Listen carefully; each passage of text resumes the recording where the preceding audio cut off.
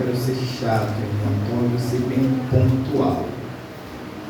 Livro de Neemias, capítulo de número 4. Neemias, capítulo de número 4. Enquanto vocês procuram, quero expressar a Deus minha gratidão por mais uma vez estar nessa casa. Desta vez em uma festividade de jovens. Quero bem dizer a Deus pela vida da nossa irmã Michele, que nos fizeram o convite, que Deus em Cristo abençoe. A pessoa do pastor Daniel, por mais uma vez nos conceder a responsabilidade do rebanho, aos obreiros nesta casa, meu amigo particular, pastor Robson, juntamente com a sua esposa e o bebê ali.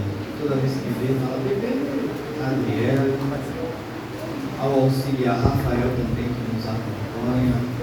Deus em Cristo o abençoe. Quero bem dizer ao Senhor pelos aniversariantes, ao Lírio Soares, é isso? Mas esse não pega essa mudança dos Soares. Por mais um ano, se concretiza debaixo de muita luta, mas que Deus me use honrado e continuará honrando até a volta do Senhor Jesus. Nosso irmão Levita Bender, Deus em Cristo abençoe, aos grupos que estão presentes nessa casa, enfim, que Deus em Cristo abençoe a todos. Livro de Neemias, irmãos, capítulo de número 4, quem achou, diga amém. Amém. Os tangedores podem vir comigo, abençoar, hoje eu vou ser abençoado. Capítulo de número 4, somente o versículo de número 1 e 2, irmãos, que diz assim: E sucedeu que, ouvindo Sambalate, que edificávamos o muro, ardeu-se em ira, e se indignou muito, e escarneceu dos judeus, dizendo, e falou na presença de seus irmãos e do exército de Samaria, e disse: Que fazem esses fracos judeus? Permite-lhes isso? Sacrificarão? Acabarão num só dia? Vivificarão do monturo de pó as pedras que foram queimadas? Diga, pedras que foram queimadas. Os irmãos que se levantou por vontade, se sente.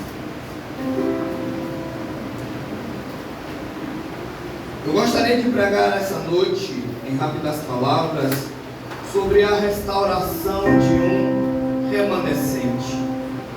É óbvio que o grupo orou, pediu tema, eu fiz a minha parte, orei, busquei ao Senhor, mas o céu estava como que de bronze. Semana passada eu conversando com Deus, porque pregador não fala o que quer, pregador se prepara, pregador busca melhorar a cada dia a sua cognição para a compreensão da palavra. Mas a palavra ela emana do texto. O pregador não cria a palavra, o pregador prepara o sermão e a palavra emana do texto. E quando eu conversava com Deus, essa palavra ardeu no meu coração. E eu fiquei me perguntando o que Deus queria falar com o seu povo. Só que essa é uma mensagem de despertamento. Amém, Jesus. Nunca houve um tempo tão sombrio quanto ao contexto que antecedeu o período de Neemias. O povo vivia em total apostasia. O povo vivia em quê? Apostasia. E o que é apostasia, irmão de Deus? A apostasia nada mais é do que o estado de inércia. É quando Deus fala e o povo não escuta. É quando Deus levanta o pregador e diz, assim diz o Senhor, mas o povo está num sono tão profundo que continua vivendo nos pecados. Deus levanta Jeremias com autoridade e poder.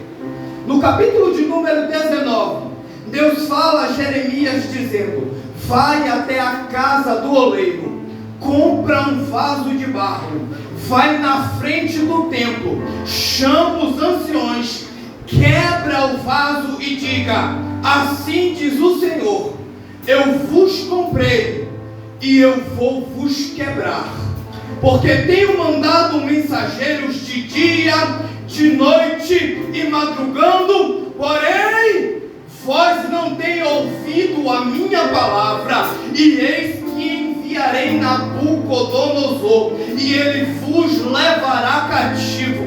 Sabe o que acontece? O profeta toma um murro na boca, o sacerdote por nome Passu lhe fere a boca, prende ele no madeiro em frente ao templo, escarnecendo do homem de Deus. Parece que vejo, pastor Robson, os dias de hoje, porque Deus ainda tem os seus remanescentes na terra, dizendo que o dia está chegando, que o dia do Senhor, ele vem como um ladrão, que ninguém sabe nem o dia e nem a hora. Mas parece que vejo no meio dessa geração um povo que dorme, que fica esperando algum movimento acontecer. Estamos num culto como esse, e eu lhe digo, sem nenhum emocionalismo, que eu estou sentindo o Pai na casa, mas eu não sei o que a gente está esperando acontecer, porque o Pai está dizendo: acordem!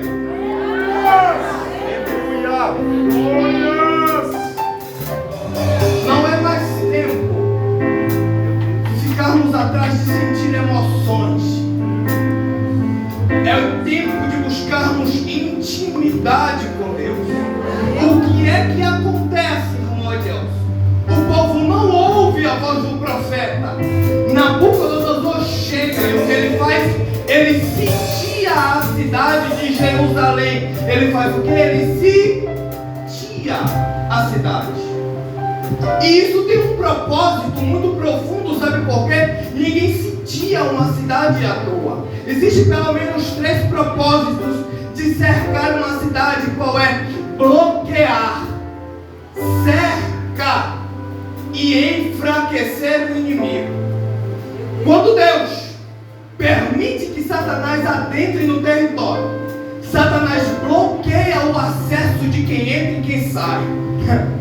Satanás cerca a cidade para que possa colocar medo no coração do povo. E por último enfraquece. Por quê? Porque se há bloqueio, a cidade está cercada, não entra recurso nem alimento. Sabe o que é que Deus estava mostrando ao povo? Preguei de dia, de noite, madrugando. Vocês não me ouviram, agora eu vou permitir vocês irem para o cativeiro, porque cativeiro não é de matar crente, é lugar de tratamento.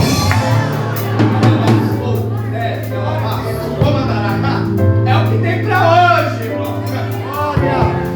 Porque tem gente que olha para o cativeiro babilônico e olha como uma coisa horrenda. Só que quando a gente estuda a Bíblia, a gente vai tentar entender pelo menos que Deus tentou tratar o povo dentro de Jerusalém, mas o povo não se permitiu ser tratado em Jerusalém. O que Deus faz? Já que você não quer ser tratado aqui dentro, vou deixar você ir lá fora, vai quebrar a cara e vai voltar para Jerusalém uma nova criatura.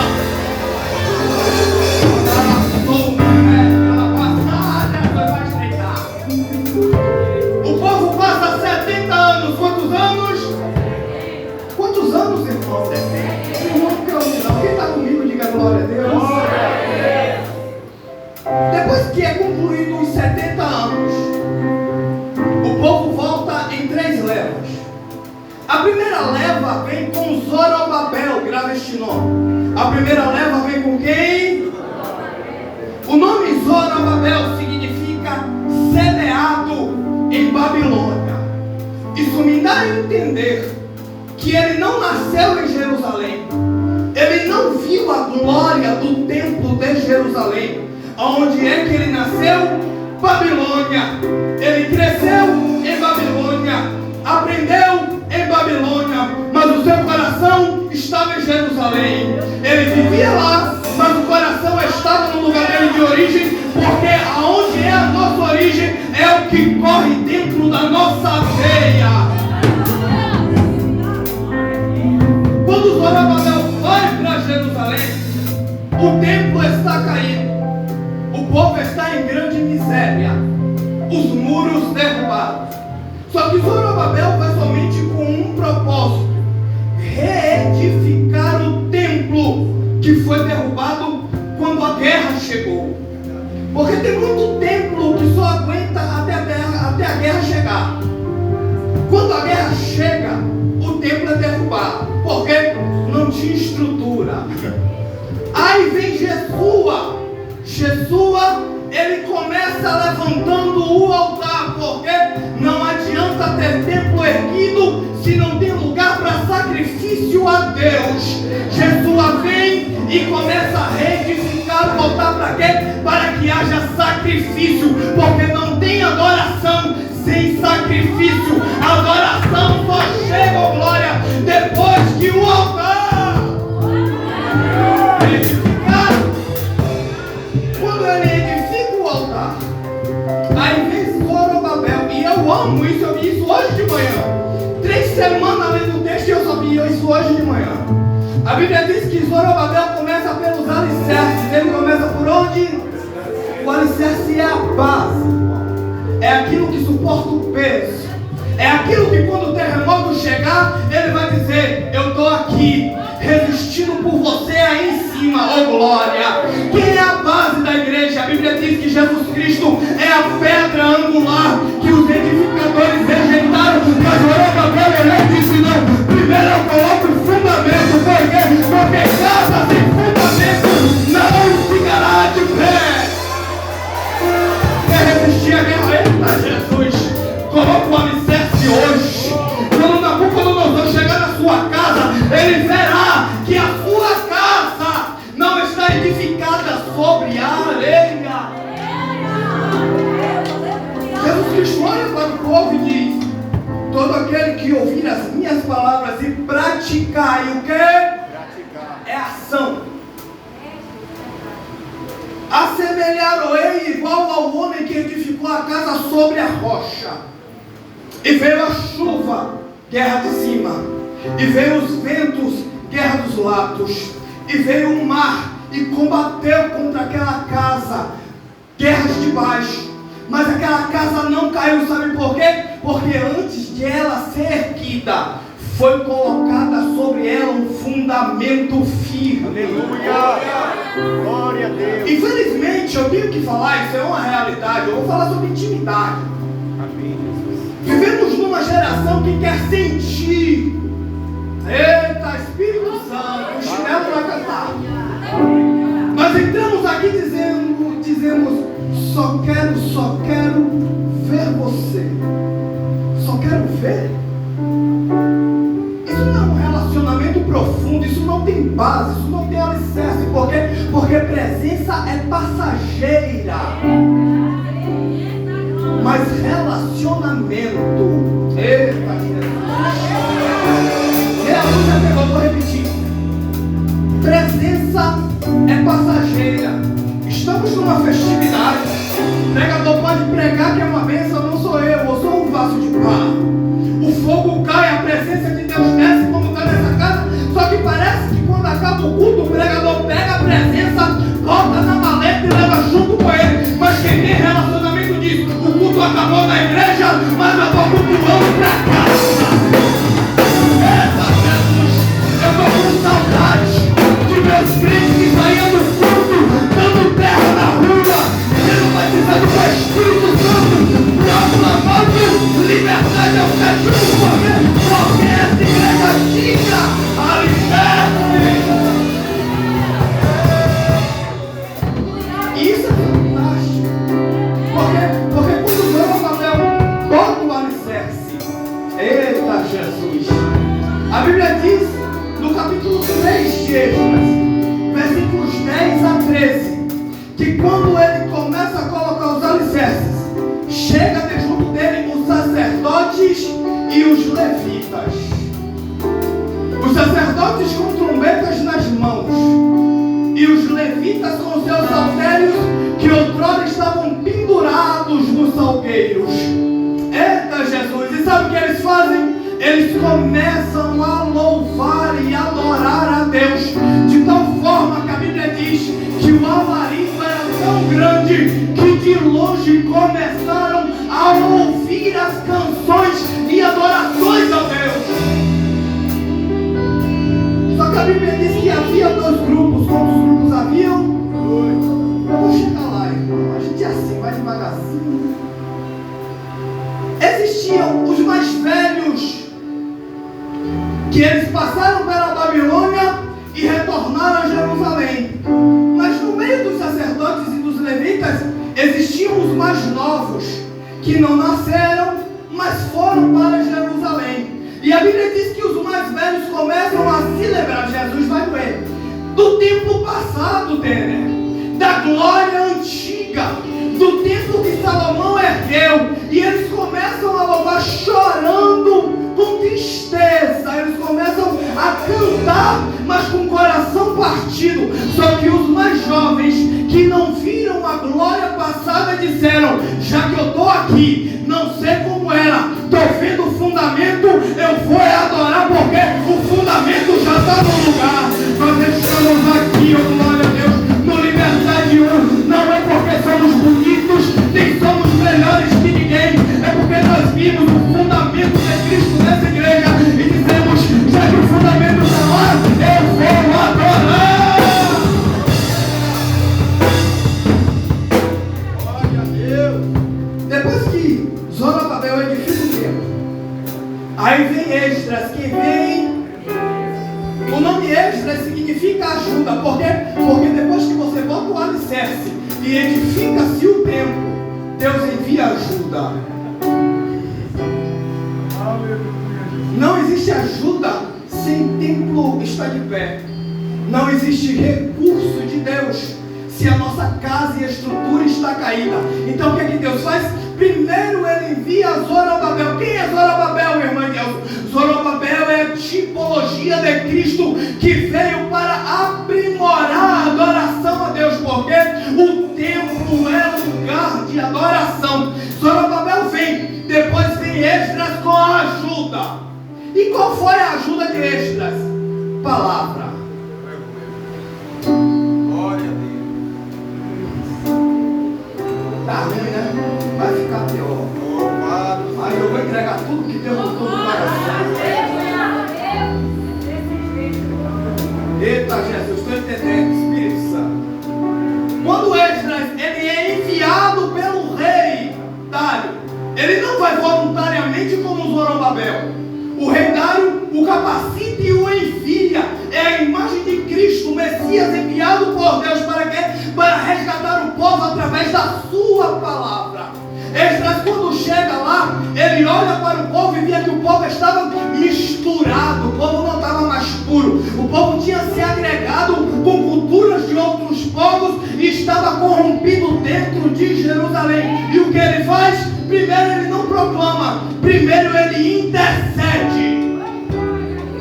Ele chega na cidade, rasga as suas vestes e começa a orar a Deus, dizendo que havíamos pecados contra o Senhor.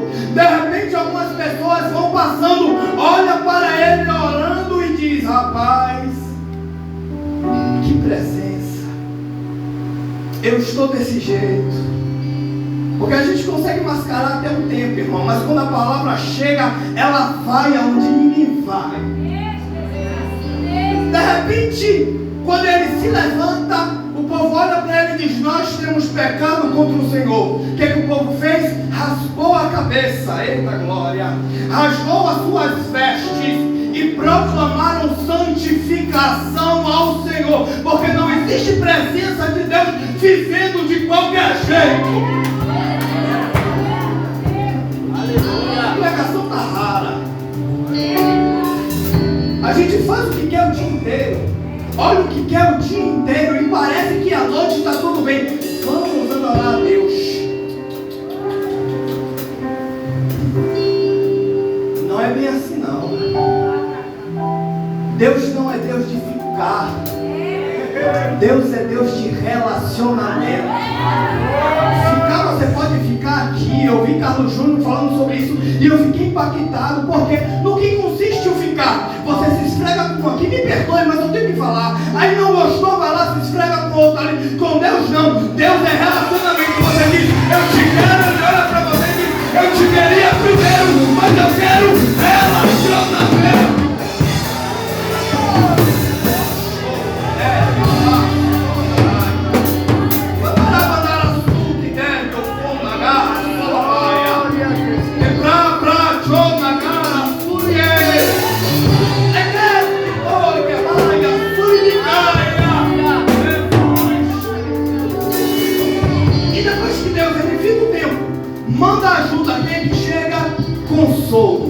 O nome Neemias significa aquele que consola, porque não chega a consolo com o templo caído e sem recurso de Deus. Qual foi o propósito de Neemias, irmão? Edificar os muros. A Bíblia diz que Neemias era copeiro do rei. Ele era o quê? E a gente pensa que copeiro é só aquele que serve o vinho e prova antes para ver se não está envenenado. Só que eu fui cavar um pouco, irmão. Eu gosto de cavar. E só era copeiro do rei aquele que era amigo do rei. Você não está entendendo, não? Vou melhorar isso aqui. Para ser copeiro do rei, não era só provar a bebida e dizer que estava boa. Tinha que ter um relacionamento íntimo com o rei, a tal ponto que o rei confiava ao mordomo a sua vida. E o rei conhecia tanto Neemias porque depois que a notícia ruim chega, Neemias estava bem, irmão, na vida que todos nós desejamos ter. Estava top no reino, servindo ao rei. Ele era escravo, mas andava no palácio real. De repente seu irmão Anani vai visitar com alguns e ele teve empatia. Ele estava bem, mas ele se preocupa com quem não estava lá perto dele. Jesus, você vai doer, mas vai tratar. Quando ele fica sabendo do estado de Jerusalém, a Bíblia diz que ele senta, chora e lamenta. Aí tem um ponto e uma vírgula. Um ponto e uma vírgula significa uma parada. Ele estava chorando, lamentando, prostrado e nada acontecia. Porque só chorar e se lamentar não muda a vida de ninguém. Vai doer, mas vai parar. A gente vive numa geração, irmão. E eu creio que eu não estou pregando para uma geração dessa. Jesus, eu não ouvi um amém. Eu creio que eu não estou pregando para uma geração dessa.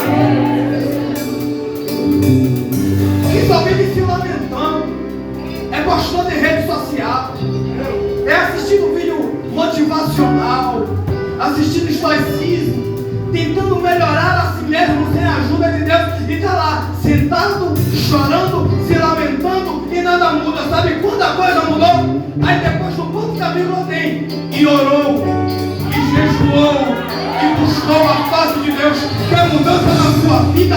Começa a buscar a face de Deus. Qualquer mudança de vida só vem através de oração e jejum. Palavra de Deus, consola guiado por Ele. Eita, papai. Quer que eu continue? Diga bem.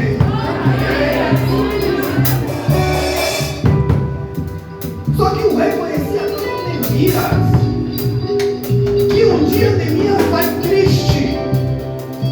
Só que ninguém no palácio percebeu, só o rei. Porque a gente consegue mascarar tanto que a gente confunde todo mundo à nossa volta.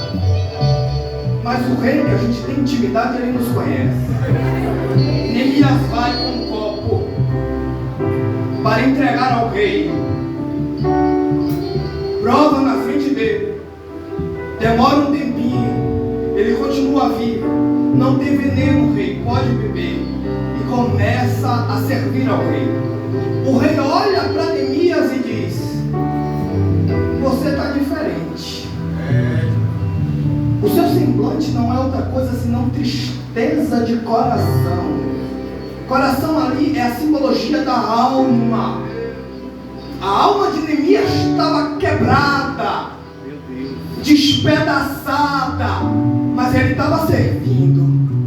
E o que é o vinho, pregador? Vinho é o simbolismo da alegria.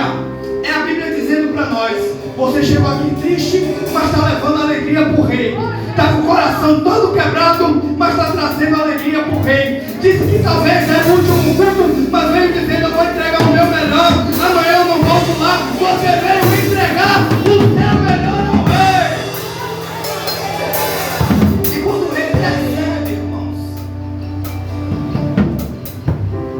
Neemias olha para ele e diz: viva para sempre, ó rei. Vou entrar na aplicação agora.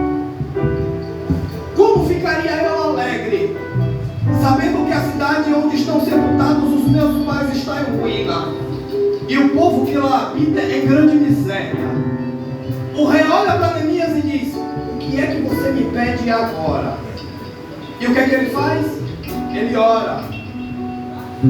E olha para o rei e diz: se for do teu agrado, me permita ir por um tempo lá. E o rei olha para ele e diz: quanto tempo? E a Bíblia não dá resposta, sabe por quê? A resposta ali está no silêncio. Ele foi porque o rei permitiu, mas ele vai voltar quando o rei chamar. Jesus, só me acusa, pegou. Ele foi porque o rei permitiu. Você está lá porque o rei permitiu, mas hoje ele está dizendo: estou te chamando de volta.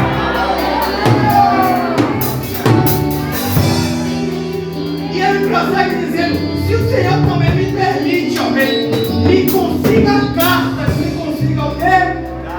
Mais forte, igreja, isso é profético. Me consiga.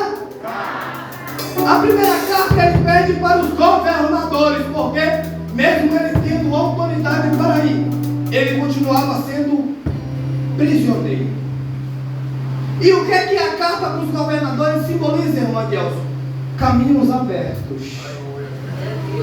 Jesus, acho que só 3 pessoas pegou.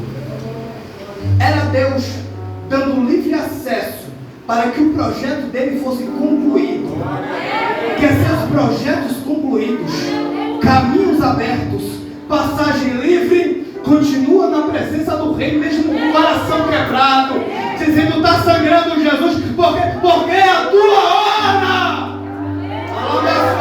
Eita, meu Pai, já chegou. E se o Senhor me consegue, Senhor,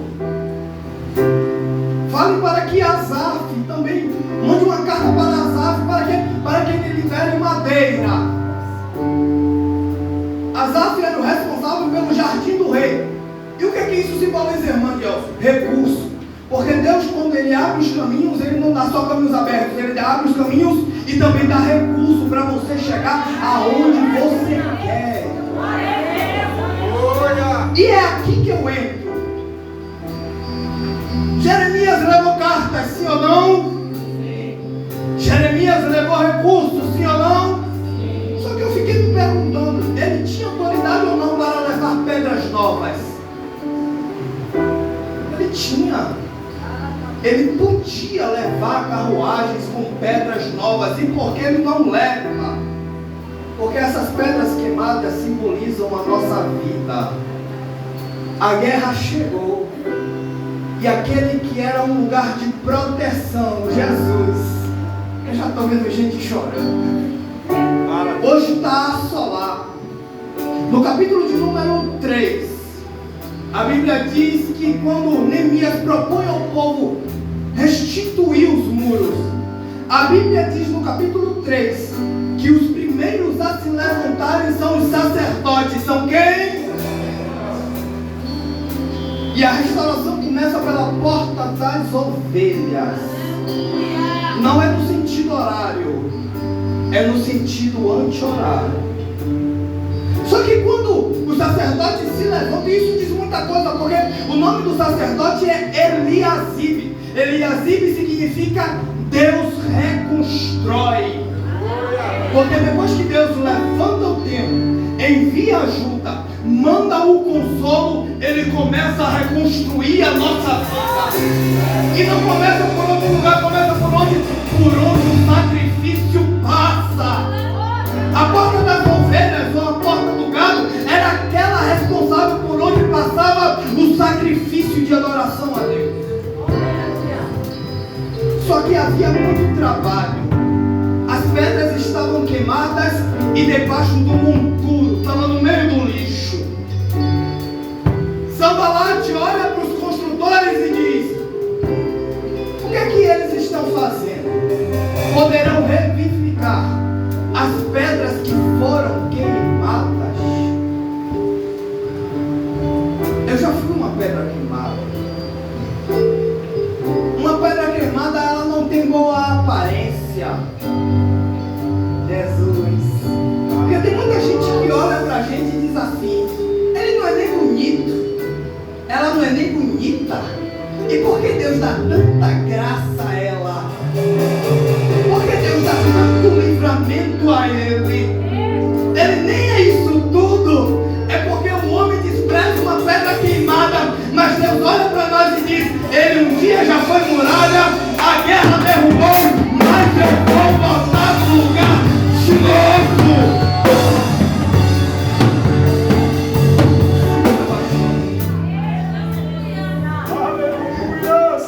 A pedra queimada, ela não tem aparência, ela não tem o quê? E a aparência diz muita coisa. Quem olha para mim hoje de terno, né, Rosa? Eu já falei isso aqui uma vez. Você é filho de pastor, cresceu no evangelho, que nada, irmão. Era gerente de boca de fumo lá em Salvador. Minha mãe devota de São Cosme e Damião. Meu pai católico de pé roxo. E é Deus, uma pedra queimada no meio do lixo. Todo mundo olhava e dizia: daí não vai sair nada. E Neemias olhava lá de cima, que é a figura de Cristo, e dizia: para você é só uma pedra queimada, Satanás, mas para mim vai virar muralha. Meia dúzia falou: Satanás pode até ter te tirado do lugar de origem, mas Deus está falando: essa noite eu estou te trazendo de volta para um lugar de onde você saiu.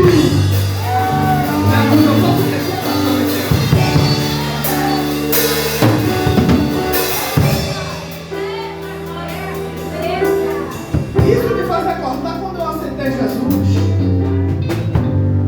Eu sentava no último banco, irmão. Ninguém sentava do meu lado. O povo olhava para mim e dizia: isso aí é uma obra de engano. Mas sabe o que eu fazia? Eu chorava, e orava, e clamava: eita, agora, ligado. Eleva os meus olhos para os montes, de onde me virá o socorro? A polícia querendo me matar, meus amigos querendo me matar, eu tinha já tentado me matar, mas o salmo prossegue: eleva os meus olhos para o monte, de onde me virá o socorro? O meu socorro vem de lá, vem de lá. Porque o mundo olha para nós com desprezo, Jesus olha para nós com valor. O mundo diz que você não presta, Jesus diz: eu te quero. O mundo diz que você não consegue, Jesus Cristo disse: vai até o fim. A coroa da vida. O mundo diz: para você acabou. Jesus Cristo está dizendo hoje: estou começando uma nova história na sua vida. Pode até ser uma pedra queimada, mas vai ser um lugar de proteção da minha parte. Porque quem olha para o jovem não dá muito crédito. Isso me parte o coração. Os jovens fazem uma loucura, irmão. Uma não, mas para ser bem sincero, os irmãos de liberdade já sabem que irmã de alto você é meio zoado. E aí o povo olha assim: isso aí é uma pedra queimada. Segundo aspecto que uma pedra queimada faz, se ela está queimada, ela vai criar sujeira em cima dela, porque quando o fogo apaga, só fica o carvão. Aí talvez você está aqui hoje isolado e isolada, dizendo: ninguém me quer por perto, porque eu sou uma pedra queimada. É o povo olhando para você e dizendo: aquele ali está sujo, aquela está suja, não vale a pena investir, não vale a pena chamar. E Jesus está falando: eles não acreditam em você, mas eu acredito em você e estou trabalhando ao seu favor. Jesus. E era assim a minha história. Que olhava para mim e dizia: Jesus aprontou tanto no mundo, e hoje ele diz que é crente. Destruiu, ligado, um bocado de vida, e hoje ele diz que é santo. Porque Sambalate é a imagem de Satanás dizendo: você é só uma pedra queimada. A sua história não mudou, seu RG não mudou, seu CPF é o mesmo, mas essa noite Deus está dizendo: seu nome aqui ainda pode continuar o mesmo, o RG é o mesmo, o CEP é o mesmo, mas eu estou te levando a um novo endereço e lá te darei um novo nome, novas vestes, uma nova aparência. Sabe por quê? Porque antes de investirmos nele, ele investiu em nós.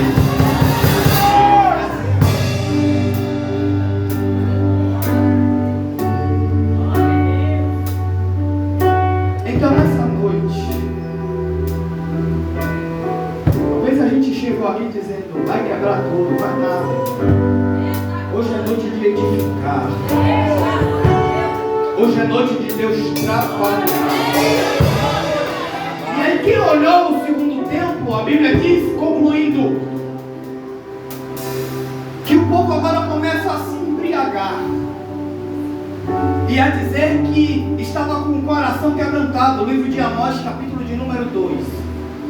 Aí vem o profeta de lá para cá e diz: não rasgueis as vossas vestes. Ele estava dizendo: para de viver de aparência, mas rasgai os vossos corações. Essa obra só vai terminar quando a gente quebrar o tabu de viver de aparência, para agradar quem nunca vai ser agradado. Minha vida tem que ser do agrado de Deus, e quem não gosta de mim, continue gostando, porque nós temos um Deus que nos ama. Para de ter uma expectativa do homem. Quando está buscando o amor entre homens,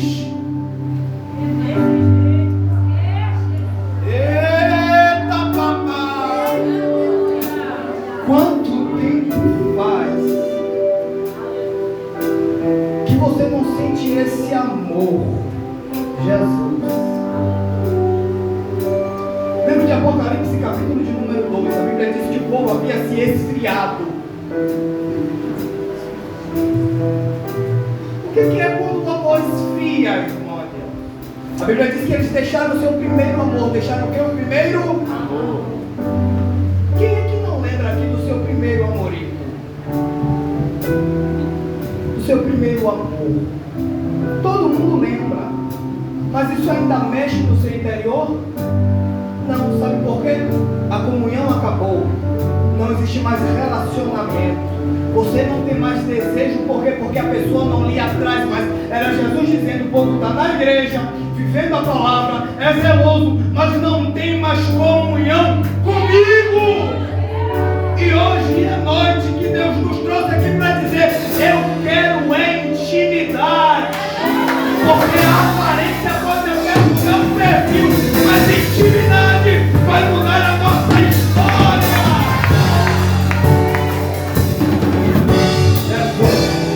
Meu Deus.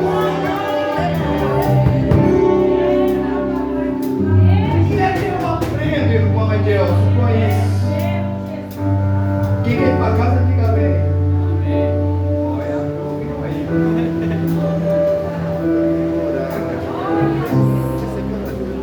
É que quando eu vivo pela expectativa da ótica de Satanás,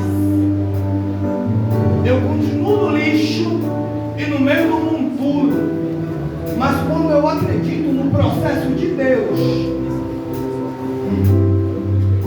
eu vou voltar a ser muralha. E sabe o que é que acontece? Sabe o que uma pedra queimada diz quando ela é colocada no lugar? Quem foi guerrear contra Jerusalém de novo, olhou de longe e disse: aquelas pedras são diferentes. Elas já têm experiência de guerra. Beatriz pegou. A mesma estratégia não vai funcionar, porque pode até ser derrubado. Porém, a experiência dessa queda vai lhe dar estrutura para guerrear outras guerras, e o Senhor te dará vitória. Você está com mesmo? Coloca a mão no seu coração. Estou entendendo, Espírito Santo.